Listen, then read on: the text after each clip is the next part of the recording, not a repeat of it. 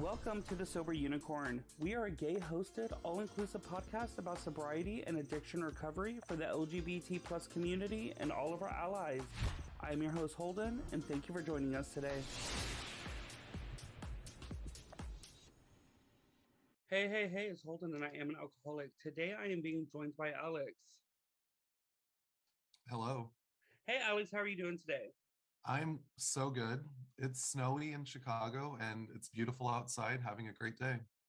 Good. I'm in Texas, so I don't know what snow's all about. So why don't you tell everybody a little bit about yourself? Sure. So my name's Alex, and I'm from a very small town in rural Iowa, northwest Iowa, which is part of my story. Growing up in a rural place, like my town had about 2,500 people in it. Um, I'm from a big family. I'm the oldest of 6 kids and the first one to go to college in my family. And I went to Iowa State University, studied landscape architecture, and then kind of had this study abroad experience, which in Amsterdam, which changed my life. And I decided to go into the arts after that. And ever since then, for the past 10 years, I've been working in the arts or creative fields. And I moved to Chicago about 3 years ago. That's insane. Studying abroad, I feel, is very lucky for you to be able to do that. I've always wanted to, but never got the opportunity. Um, so, what is your age, sobriety date, and your drug of choice? Yeah, so I'm 34 years old and a Scorpio, which is also part of maybe we'll pepper in some stuff about that. But I've been sober for almost about 630 days approximately. And my sobriety date is May 6th, 2020. So right at kind of the beginning of the pandemic. And my drug of choice was definitely alcohol, particularly like tequila or gin. And I never really was a huge beer drinker, but the hard alcohol definitely, yeah. Yeah, gin. I mean, I think you have to be a true alcoholic in order to even stomach gin. I know. I mean, like there was moments, yeah, definitely where it was like, what's the cheapest bottle I can get with the most alcohol in it that doesn't taste like complete garbage? But I even like, toward the end, it was like lowering and lowering and lowering the standard. Like the shelf, I just kept going lower and lower and lower on the shelf, especially at the end. It was like the, $4 bottles of vodka or something that are just gross. Yeah. Oh my gosh, I that's I insane. I was know a friend that did that. She used to actually Brita filter her vodka because make it taste better. I guess that maybe, yeah, I'm glad yeah, I don't think I could have done that, but yeah. Oh, That's crazy. So I know, as you just said, you kind of kickstarted your sobriety at the beginning of the pandemic, like kind of before it got chaotic in the States. So how did you, were you an essential worker during that time? I was, and that is definitely part of the story. I do think we should back up just a tiny Yeah. bit because um, working in the arts and working in creative fields and being a millennial has a lot to do with drinking. Like there's always an art opening, like, these sort of like caricatures of the art world is like you go to an art opening and you have a glass of wine, but it's rarely one glass of wine, and then it turns out that everyone's going out afterward. And then this is all part of the culture of the art world, which is fun and exciting. It's a great way to meet people and engage with people of different classes and like socioeconomic classes. And so when I moved to Chicago, I worked at Chicago Architecture Biennial, which was so amazing. Like that's how I got here. And that ended on January 30th, which could have been the worst possible time for a contracted job to end. And in the time from like November to January, I'd applied for about 150 jobs. All were no, or they never got back to me because what happened in March. And in that time period, I was like watching my savings account and checking account get pretty close to zero. And I was like, oh no, this is pretty scary. And there was a grocery store that was next to my apartment at the time in Chicago. And I was like, okay, I'm just going to get this temporary job. It's going to be 2 weeks. I'm going to be in, out. It's going to be fine. I'm just going to punch in, punch out, just sort of zombie through this 2 weeks, maybe a month. I'll find something. Like, I thought, oh, I have this great CV, I have like all this great work experience, this is going to be fine. And then on March 11th, I was dating this person at the time, and it was kind of coming to the end of our relationship. That sort of arc was coming to an end, and I started drinking a lot as like coping, a lot of vodka just to sleep, like just to go to sleep. And then on March 11th, we were at couples therapy, and that's kind of when we decided that our relationship was the end. And on the way home, in the Uber home, after we had just broken up, that's when we heard on the radio the WHO announces that this is a pandemic. And my boyfriend at the time has an autoimmune disorder, and so like very like me working at a grocery store in this like chaos of the beginning of COVID made it very unsafe for him, and so I had to kind of expedite moving out. And also in that time I ended up getting COVID while I was working at the grocery store. And like then on March 13th, everything went on lockdown. It was like, but I still had to go to work, and like it was very chaotic and very scary. And I was like, that period of like a couple of weeks, my drinking was out of control. And I was also had COVID at the time. And so it was like my brain was just like turning into mush. I was like, my identity as like an arts person was then wiped away. And I was like, who am I as a person? I'm not dating this person anymore, so I don't have that part of my identity. I'm not in the art world anymore. I don't have that part of my identity. I just got super lost. To and like at the grocery store at that time, it was very, very stressful and very, very traumatic. Nobody knew what was going on. People were buying $800 worth of toilet paper. We all remember those scenes. We all were in those lines watching those people. And what I wasn't prepared for at the grocery store was the level of disrespect, bigotry, annihilation of essential workers. And I was one of those people. And I am a cis presenting white man who's educated. Like all this level of privilege allowed me to kind of be an observer, but also affected by what was happening to essential workers. I was the head of customer service, which Karens became, amplified during this part of the pandemic, demanding physical abuse. It was really a lot. And in the beginning of May, I have a friend, and she's an AA, and she was like, Alex, I know you're kind of going through a lot right now. I'm part of this meetup group. She didn't say it was AA, but she was like, I'm part of this group that meets once a week, and it's really supportive. It's like LGBT, everyone's going through stuff. It's super supportive. You might find some community here. And I went on May 6th, and that was the day that I decided to become not drink anymore. And it was really hard that first night. I remember like on May 5th, I was like, I'm not going to drink before this. Like, I'm going to go to this meeting and say, today is my first day of sobriety. Mm-hmm. And it was so hard to like not, because my life was so out of control. Well, just like a lot of people's, but when it's your life, it feels so personal. I was taking like everything personal.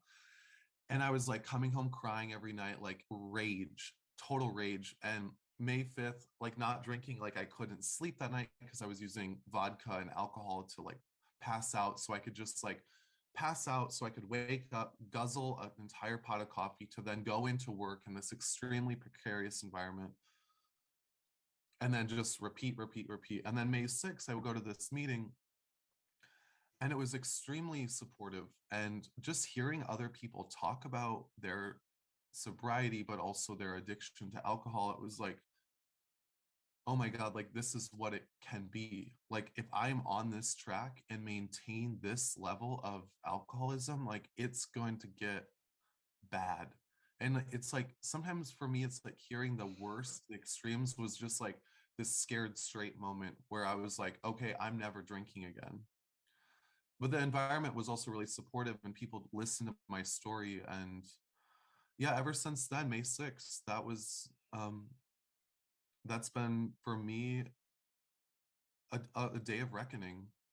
Yeah, I think going into like those rooms and sharing your story, the people there, you kind of finally feel understood, because people that aren't in the struggle of addiction when you try to tell them what you're struggling through, none of them really truly understand because they haven't been through that themselves. So I think going to that room and seeing that other people are just like you, but now are having a year, 2 years or plus, and happy about it.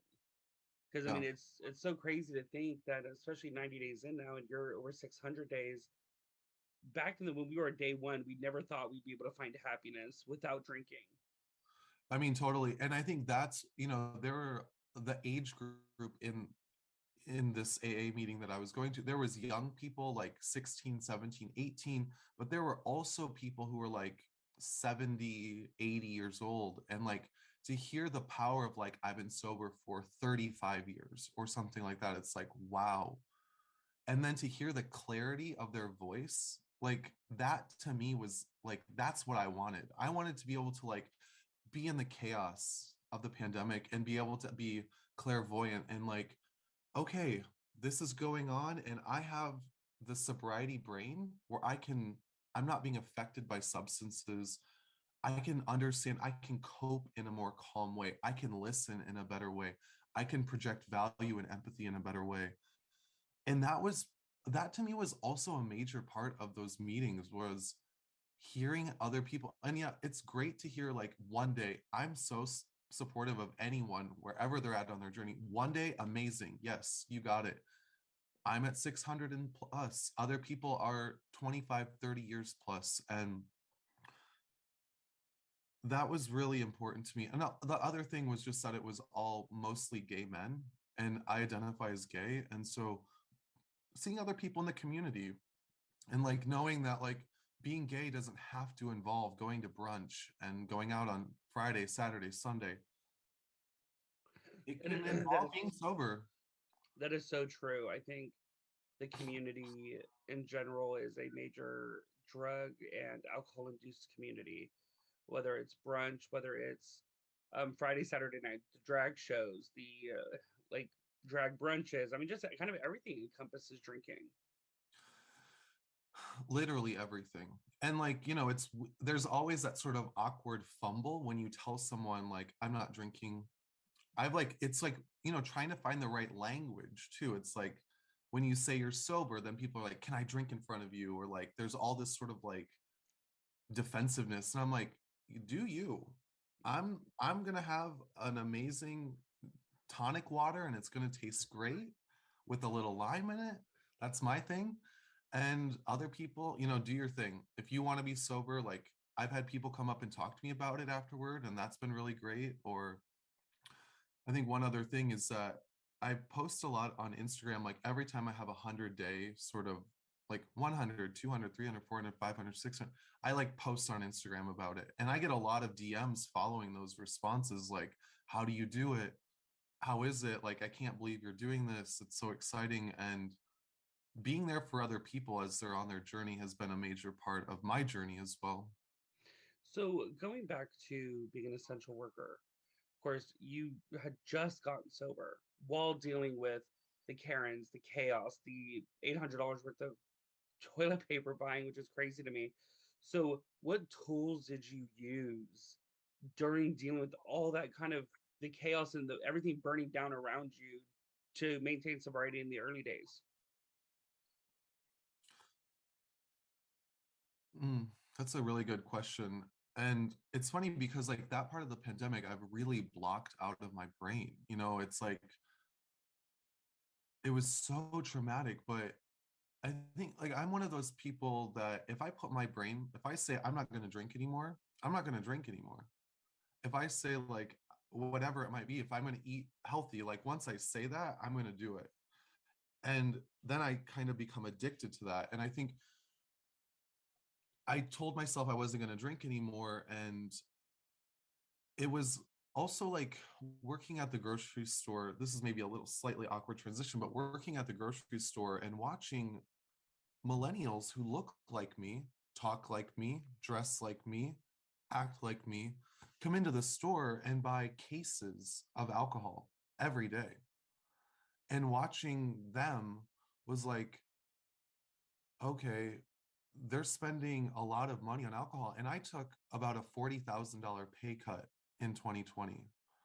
by working at the grocery store because I was working for minimum wage. And so I also made this little commitment to myself that, like, once I started seeing all these millennials buying cases of Truly or cases of whatever, hashtag seltzer water, um, you know, I realized, like, I wasn't drinking the most expensive alcohol, like, but I was spending, a lot of money on alcohol.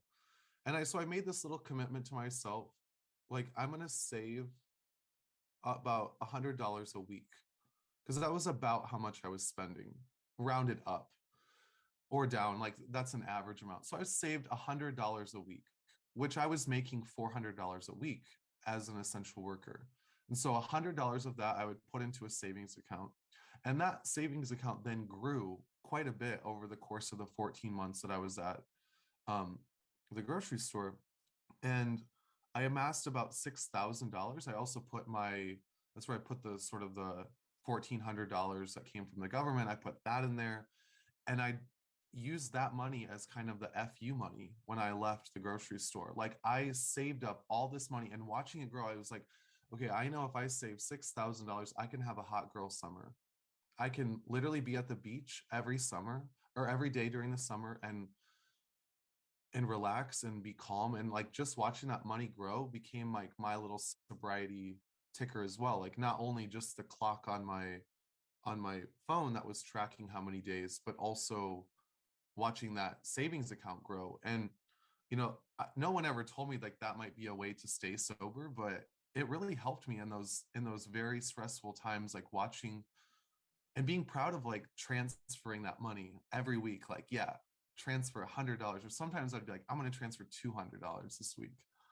Yeah, I need to learn from you because I'm really bad with money. Even now that I'm sober, I took a pay cut, a $20,000 pay cut to go to my job, and I Hmm. tallied it up, and I was kind of spending between 18 and 22,000 a year on liquor Yeah. because I was coined a bougie drunk because I wasn't Mm, willing to go to like well vodkas. Like mm, I had to, I was like, if I'm gonna drink, at least I'm gonna drink right, I guess. I don't yeah. know, but it's insane on how much money that we spend, and at least for me, I find a way to spend money, and now it's more into the service aspect of sobriety. With if I see somebody struggling a little bit financially, I'll take them grocery shopping, or Mm. if they can't afford something for their children, I'll go and pick something up, like toys, whatever it may be. So that's, I mean, my money still gets spent in some way or another. Yeah, I mean, this is where sobriety is different for everyone, right? And Hmm. we all have our ways of keeping ourselves sober. Some people it's meetings. For me, it's putting that money in that savings account, and I still do it. And it's like, it just feels so good to have, like, I grew up working poor, like in rural Iowa, never had a savings account, never had a savings, any money in savings, even when I was making like 50 plus $1,000 a year in the art world. I still didn't have any money because I was like you, spending so much money on, like, you go out after an opening and you buy a bottle of wine and it's $60 or more. And then that's not the only thing you're drinking. And then once I'm like a generous drunk. And so I was like, who wants shots? And like, even if I wasn't going to get one, I'm like, who wants to, like, I'll buy your drink or whatever. And that adds up as well. So I like what you said about, taking somebody out and buying groceries instead. But yeah, I'd never had a savings account. So that became this little way for me to make something special for myself that I'd never had before.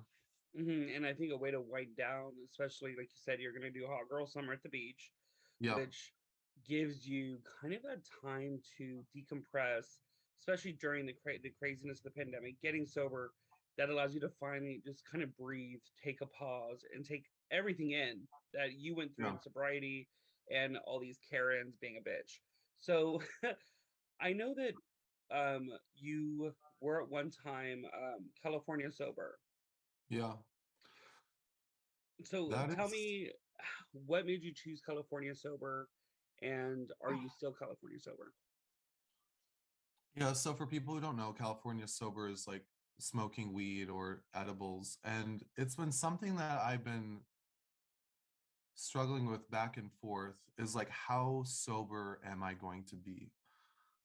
And this in Chicago and in Illinois, marijuana is legal. So there's like dispensaries everywhere, or like you can just smoke it on the street or you're at the beach or whatever. But I had this great therapist during the pandemic, and she was kind of like me. She had like a very similar story. We really connected, and there was this moment where she was like, Alex, you make so many rules that make you miserable. Like, you're not drinking, you're not smoking weed, you're not like doing any of this stuff. You've just set up all these no no's. Like, what is bringing you joy? And I was like, I don't know. And she's like, I said, maybe I will try smoking weed, because I really had a really some bad experiences with like some people that I was like, I don't like the people who smoke weed. I like the effects of it. And so for a long time, I was like, I'm never going to be a weed smoker. I'm never going to smoke pot. And then once it became legal here and you could go to the dispensaries, I went there. And while I was standing in line, there was like a whole cross section of people there. There was like the grandmas, there was like business people, there was like the hippies, there was like people that looked like me. It was just like this amazing mix of people waiting in line. I was like, okay, I'm going to try this out. And I had worked with this indigenous artist who she uses a lot of marijuana as like quote medicine, and I reflected back on her and I thought, I'm going to just try this. Like, maybe this will help me emotionally. And for me, I think I realized how addictive my personality is. And I became really addicted to the feeling of smoking weed and the feeling of coming home after a very stressful day at the grocery store, packing a bowl, and like, oh, just like that moment of like when you breathe out for the first time and like melt into your couch. I got really addicted to that. And recently, I got I'm that sort of addictive person too, where it's like, well, if one bowl is good, you know, three is going to be amazing. If one edible is good. And I had this moment where I went out recently. I took three edibles, went to this dance party called Queen, came back the next day, and I was like destroyed. Like, I was like hungover. Like, I forgot what a hangover felt like, but like I was so hungover from the THC in my body that I was like, I need to stop doing this. But a part of me is like going back to that addictive personality. It's like, am I now being addicted to not doing it? So I'm like trying to find that balance of like, maybe I just smoke once a month and it's very intentional. Maybe it's not. I'm like trying to find the right balance that actually makes sense, as opposed to like my therapist like setting up these rules which makes me miserable.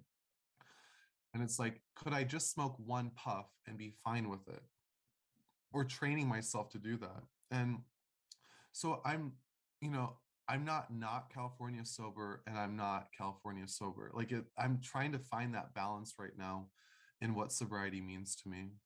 Hmm. No, I mean, I agree. I know several people that have been California sober and that caused a relapse for them. And I know others that um, are California sober to this day and that are almost 10 years in. So I think for some people it works and some others don't. I mean, I know for the ones that have used it in long-term sobriety, being California sober allows them not to depend on medication and Mm, narcotics to yeah. deal with some mental health issues. Yeah, and like it was interesting. Like, I hung out with one of my friends last night, and I said, "Oh, I'm going to be on this podcast," and he said, "I was really surprised. Like a couple of weeks ago, we smoked together, and he was like, I was surprised that you were able to go out and not relapse into drinking." I said, "Oh, I didn't even think about it. Like, to me, like the not drinking part has just become, it's ingrained in me. Like, it's not something that, like, it's a value that I have inside of me that's like, even when I'm taking three edibles or something, which I'm not going to do anymore, but like even at that moment, I was still coherent enough with my values deep inside of myself that I've set up, that I was like, I'm not going to drink. And it felt really good to like see that he saw that in me too. um Yeah, so do you find that um are you still currently, because I know you said you went to a meeting with your friends when on that or May 6th or whatever it was. Are you still working that 12-step program? this is where I am not. And Okay. For me, my friend, I see her almost every single day.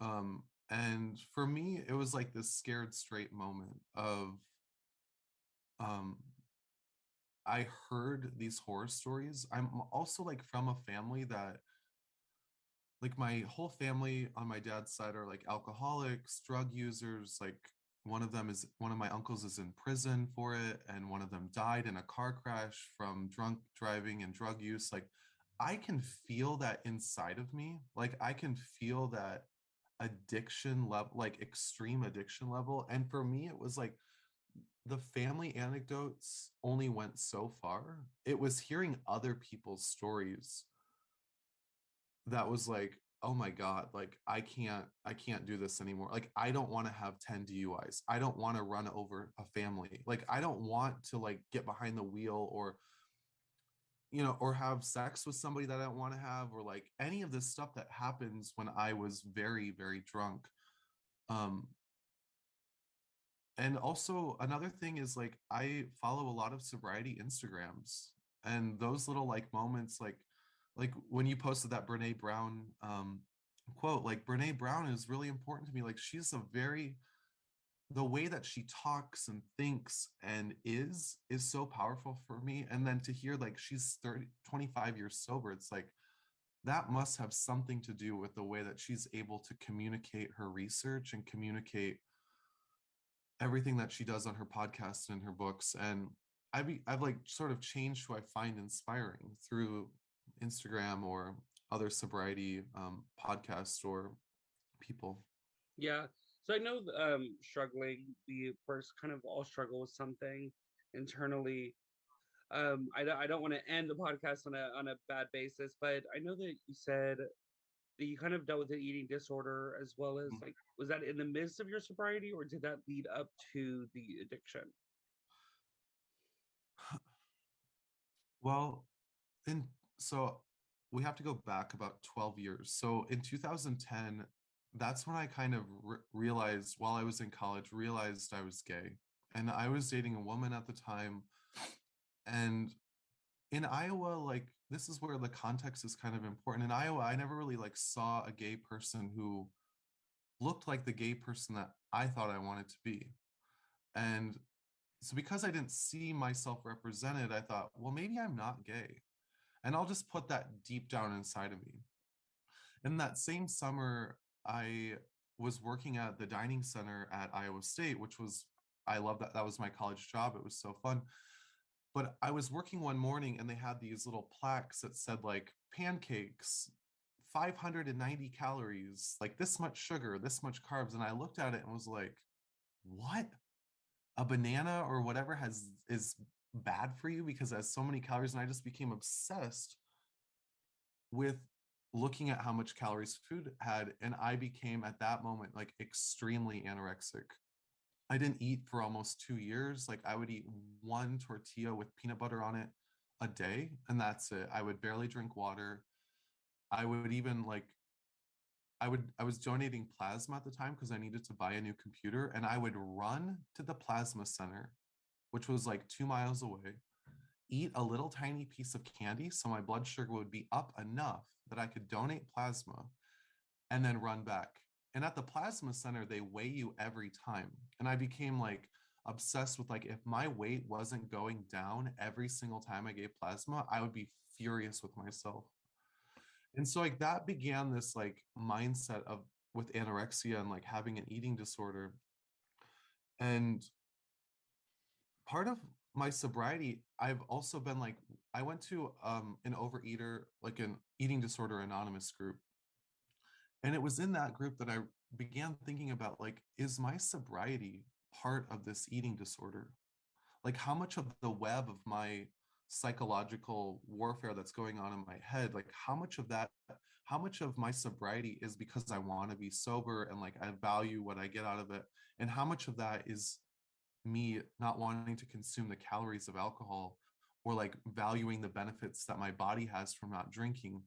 And that I I want to like also say, like, I don't plan on drinking ever again, but I'm trying to like unlearn this anorexic brain that's inside of me. like I just ate a huge meal before we talked, and like I'm really proud of myself for doing that. And like so I'm having like these multiple sobrieties, and even in Overeaters Anonymous they call eating, that's part of sobriety as well, like the sobriety from recovering from an eating disorder. And so like all these things are kind of like intermeshed together, and I'm trying to like parse out, it's a very complicated process, but like parsing out why I'm doing what I'm doing. And like dealing with the eating disorder has allowed the sobriety to be like its own thing, or like the alcoholic sobriety being its own thing and not connected to being anorexic. Yeah, which is, I think, super important because I think the addiction to alcohol is more of an allergy thing because there is actually scientific reasoning behind a craving of liquor. Mm, Well, I mean, at least for me, I mean, I can't speak for anybody, but eating disorders is, I think, more of a mental thing, yeah, which it, ties to a lot. it is definitely. And you know, it's so much tied to the gay community too. And I really feel like sometimes very oppressed by the gay millennial culture. Like, not only is it the brunching and the drag shows, and like, which are so fun, and I love that part of our community, but it's also like the fitness part. And like, we just call it cutting. We don't call it being anorexic. You know, like you go to the gym and you see these super ripped guys, and, or like on Instagram, and it's like, and I got that body when I stopped drinking. I lost so much weight, and then I like started working out and like had this new body, and I got so much attention. And I was like, the reason why I look like this, I was like screaming this on the inside, was like, the reason why I look like this is because I'm anorexic. Like, and that like when people reinforce that, oh, you look so great, or like, oh my God, you look so much better, it's like that just triggers that thing in my brain, which is like, if I look good now, what's 5 pounds less going to be? Or I want to make them think I look even better next time I'm at the beach. And Hmm. it just became so toxic. And the last thing I'll say is like, I recently, one of my friends commented to me that they were having some issues with body dysmorphia. And I said, I'm here for you. Like, I have body dysmorphia as well. I know how intense it is. And I began to realize through their sort of coded description that my body was the one that was causing them to have body dysmorphia. And that was like that was sort of like that, going to the AA meeting and sort of hearing the extreme, where it was just like this like pullback where I had to like realize like my projecting myself like on social media or in the public sphere, like it can cause other people harm, and I don't want that to happen. My whole thing after working at the grocery store, after dealing with sobriety and multiple different sobrieties, is every interaction I have, I want to project value and empathy in every situation. And so I'm trying to learn how to do that with all these different levels of sobriety happening at the same time. Yeah, I mean, it seems like mentally you have a whole lot going on between everything, and I know the community in general puts a huge stigma on needing the perfect body, the perfect abs, and or be the twink. So it's Yeah. only like two desired body types: instead of twink or muscled out. And I've struggled as well with being obsessed with like the gym. After my first partner and I broke up, I dropped 100 pounds in like Mm, 7 months, being in the gym 2 to 3 hours a day, 7 days a week, eating so healthy that it's like you kind of start hating yourself because you're not yeah.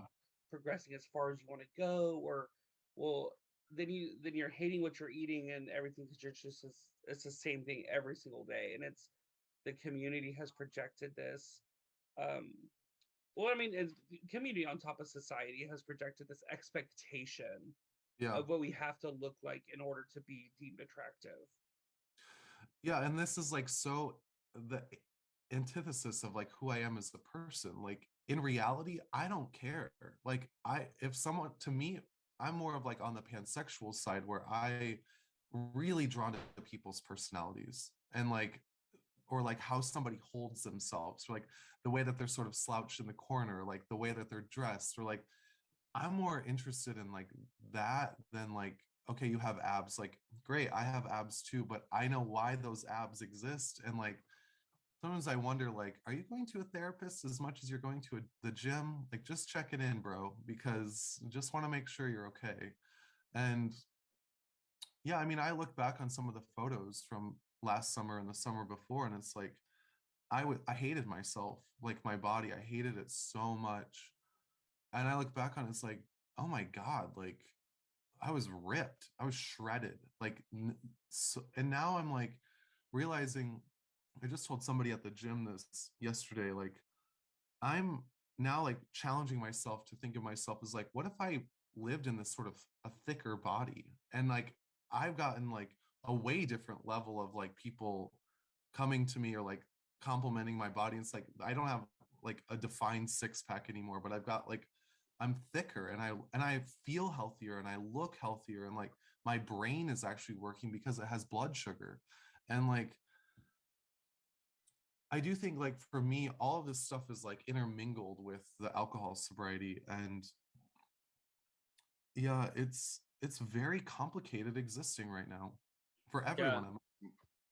no, 100%. I think sobriety has a ton of roller coasters, and when we get to what's considered a pink cloud or just like pure happiness and being sober, we try to hold on to that as long as possible, but it doesn't last forever. Yeah. Um, but we just know that even though it's a roller coaster of up and downs, it's at a steady incline as well of going up. So the lows become less low and the highs become higher. Yeah, and I think one I want to end on some positive stuff too. Like one really amazing thing is like I've lost some friends from not drinking, which I'm sure a lot of people can commiserate with me on that. But I've also gained a whole new set of friends and gained people that were sort of on the periphery of my life that like I didn't realize they were so supportive of me. But like I had this group of straight friends that I hang out with every once in a while. I'm like on a text message chain with them, which is so exciting to hear what a different world talks about. But um, once I told them once, I said, I'm not drinking because we go to like these soccer matches all the time. And once I told them once, they respected that like so much. And they're like, then sometimes like if they're going to do a shot, they'll be like, do you want to get like a, I don't know, something else to do a shot with us? And I'm like, I feel like I really appreciate that. Or like some of my other friends that maybe will go and do something else, or if they do want to drink, I'm like whatever, that's cool. And or they might drink less when they're with me, and I appreciate that. Yeah, I think the support comes from like the most unexpected places, and the people that you expected to be your biggest supporter are the ones that aren't, because Yeah. you were their drinking buddy and they're losing their drinking buddy. And through my sobriety, I'm the same as you, I've lost a ton of friends, but the friendships I'm gaining while maintaining is they're more genuine friendships, because all Hmm. they want to see is you be happy and do well in life. And even if I slipped up, they're still going to be there. But all Hmm. the friends that I was like, oh my God, we're such good friends. Am I drinking? And the moment I stopped, they're just like, oh, well, if you don't drink, why am I even going to hang out with you anymore? Yeah, that happened.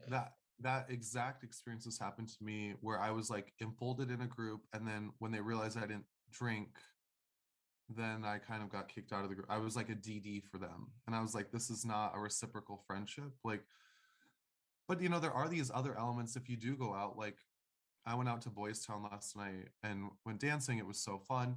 My bar tab was $4. You know, I had two tonic waters, and one of them was free from the bartender. Well, that is And super nice of him. yeah, right. And it's like, okay, you know, there's these little things that like I appreciate from being sober and going out. And I went out on Thursday as well with this artist who was visiting, and he kept asking me like, "How are you having so much fun not drinking?" I said, "I don't know, but I am." And like he had had so much, and that's fine. He's whatever, but I was having a blast, and all I had was one tonic water, and it was so much fun. Like I was just like dancing, like it was just so much fun. And I just want people to like have hope that like you don't have to like excommunicate yourself from the gay community. Some people need to. I do have some friends who needed to take years off and then could reemerge. That's great. For me, I didn't, and I just needed to like readjust how I existed in that world. Or the other thing, maybe the last thing I'll say is that like I had to like really convert myself from being an introverted extrovert to just being an extrovert. Like when I go out now, I'm just like, when you're the sober one and everyone else is drunk or on drugs, you get to like, you're existing in a different world than they are, and you're in sort of your own high or your own state. And I just, once I realized that, I'm like, okay, this is fun. I'm just going to remember everything and you're not. Exactly. We actually get to wake up early the next morning if we need to and Yeah. handle our business. So if anybody needs to get a hold of you, how can they do that? Yeah, I'm happy to talk to anyone. I think Instagram is probably the best way. My handle is CrossFit Curator. And I love to hear other people's stories and talk to other people, and always happy to talk with anybody who wants to talk to me. Awesome. Thank you so much, Alex, for joining us today. I appreciate it so much. Yeah, it's been great. Thank you again for listening to today's episode. Hit that follow button to be notified about new episodes every week. If you'd like to reach out to us, you can find us on Instagram at The Sober Unicorn Podcast or on our website at thesoberunicornpodcast.com. There you will find our episodes as well as our very own sober-owned shop featuring products from small businesses that are sober-owned. And remember everyone, don't be normal, be a unicorn, but better yet, be a sober unicorn.